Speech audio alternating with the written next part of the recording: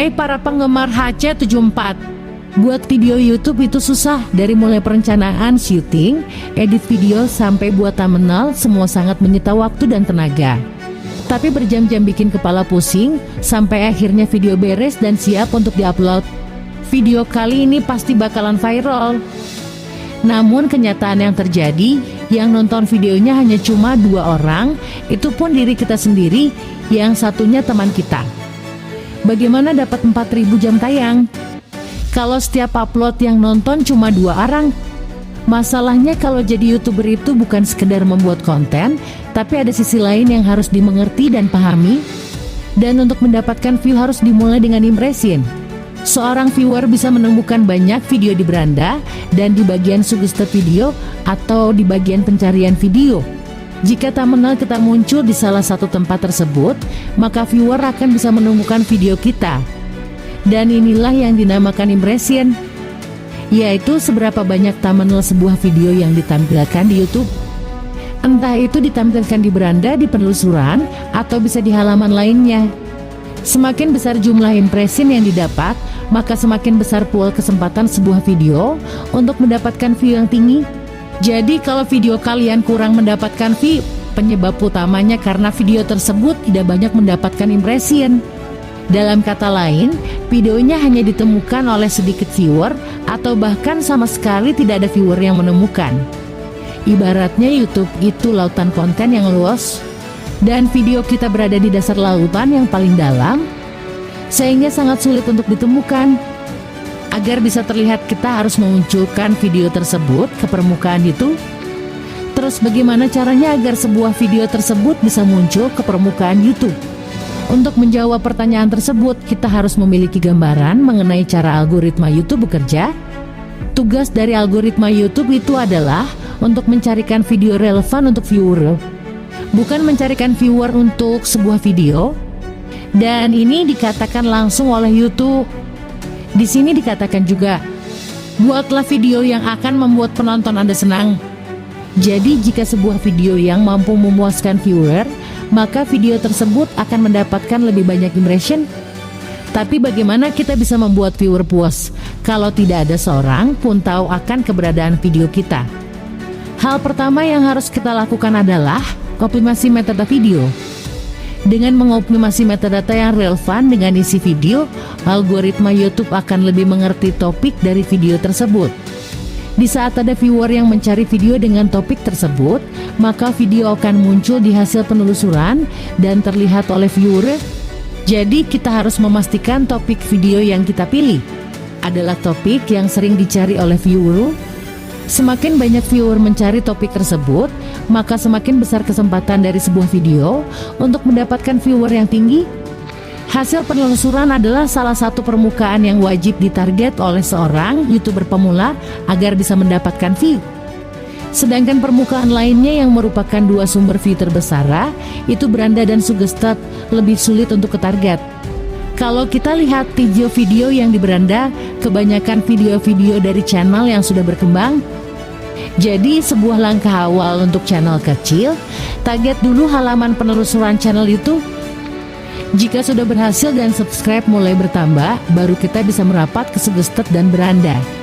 Apakah dengan optimasi metadata, video kita bisa masuk ke penelusuran YouTube, Bu? Saat viewer melakukan penelusuran YouTube, maka thumbnail yang muncul bukan hanya dari channel kita.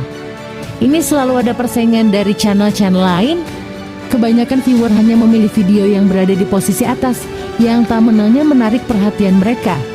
Jadi kita juga harus bisa membuat thumbnail dan titel yang mampu menarik perhatian banyak orang. Memiliki kemampuan membuat sebuah video yang sangat bagus bisa jadi percuma kalau kita tidak bisa membuat thumbnail yang bisa menarik perhatian viewer. Viewer belum tentu mau klik dan menonton videonya. Jadi optimasi metadata itu hanya memberikan tambahan info untuk algoritma YouTube. Tapi kalau thumbnailnya bagus, maka akan mendapatkan CTR yang tinggi. Dan jika video dianggap bisa memberikan kepuasan, maka akan direkomendasikan lagi kepada viewer-viewer lain, sehingga impresionnya pun bisa terus bertambah. Salah satu kesalahan fatal yang jangan sampai dilakukan adalah melakukan clickbait. Ditumbuhi ada gambar cowok seksi, tapi isi videonya burung perkutut. Kalau melakukan clickbait, viewer akan tertarik nonton karena melihat thumbnailnya. Tapi pas nonton bakal kecewa karena melihat videonya tidak sesuai janji. Untuk video-video yang sama sekali tidak memberi kepuasan, kemungkinan tidak akan diikut sertakan sebagai video yang direkomendasikan. Lalu apa yang dinilai algoritma YouTube agar sebuah video dianggap bisa memberikan kepuasan? Ada beberapa, termasuk like, komentar, dan juga average view duration. Ya, seberapa lama rata-rata viewer menghabiskan waktu untuk nonton video tersebut. Selain itu, algoritma YouTube akan menilai hal-hal yang lain. Salah satu contohnya jika ada viewer yang memberikan masukan bahwa ia tidak tertarik pada videonya, maka bisa mempengaruhi kepuasan. Dan YouTube sesekali akan menampilkan survei terhadap suatu video. Jawaban yang diberikan viewer di survei ini pun akan bisa mempengaruhi nilai kepuasan. Watch atau jam tayang adalah salah satu metrik yang dianggap penting oleh algoritma YouTube. Untuk lebih mengerti, mari kita melakukan perbandingan.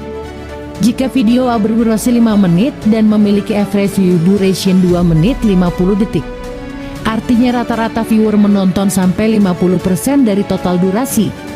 Sedangkan video B memiliki durasi 8 menit, tapi rata-rata viewer hanya menonton 20% dari total durasi.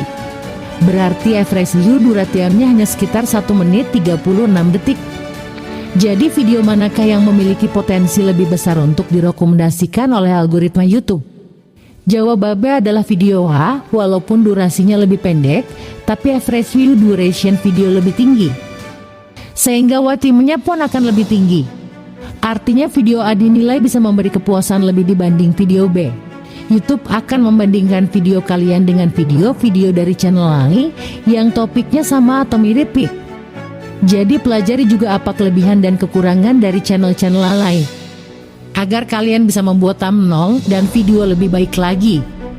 Kembangkan terus kemampuan kalian dalam membuat video, baik dari segi kualitas gambar maupun audio, dan juga alur cerita serta editingnya. Tentunya untuk meningkatkan skill membuat video YouTube itu perlu waktu. Jadi teruslah buat video-video baru sekalian sambil mengasah skill. Biasanya setelah upload 20-30 video, perkembangan channel YouTube baru mulai terasa meningkat. Coba saja kalian lihat channel-channel yang sudah berkembang, rata-rata mereka sudah mengupload video lebih dari 40 video. Ada juga yang sudah ratusan, bahkan ribuan video. Step buat video kalian riset juga topiknya dan pastikan ada peminatnya. Buat video dan thumbnail semenarik mungkin. Lalu lakukan optimasi metadata. Dan agar channel lebih cepat ramai, gunakan strategi Big Watch. Bikin watch itu adalah momen di saat seorang viewer yang menonton lebih dari satu video di channel kita secara maraton. Jadi buatlah video topiknya yang berkaitan dengan satu sama lain, bukan berarti harus sama persis atau berseri, tapi topik tidak jauh melenceng.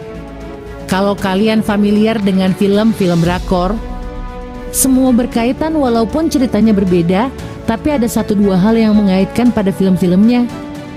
Dan kita pun tidak harus menonton film-filmnya secara berurutan. Tetap mengerti saat nonton film drama tanpa harus menonton drakor dulu.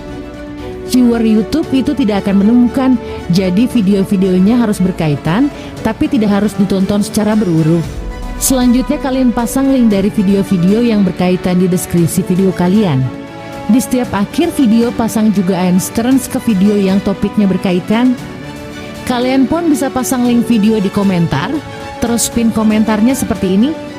Dan jangan lupa dipastikan selalu melakukan optimasi metadata di semua video baru kalian. Kalau video di channel kalian sudah mulai banyak, maka video-video tersebut akan memiliki metadata yang mirip karena topiknya saling berkaitan. Dan YouTube akan memasang video-video dari channel YouTube kalian di bagian suggested. Jangan lupa cek video YouTube Analytics agar kita tahu apa saja yang bekerja dan apa saja yang tidak bekerja untuk channel kita. Sehingga kita tahu apa yang harus diperbaiki untuk channel YouTube kita. Jadi kalau view-nya sedikit jangan langsung berkecil hati, tapi perhatikan performa pada video kalian, terutama CTR, average view duration, dan watch time. Saya rasa begitu saja dan semoga bermanfaat. Jangan lupa dukung channel HC74 dengan subscribe, like, komentar.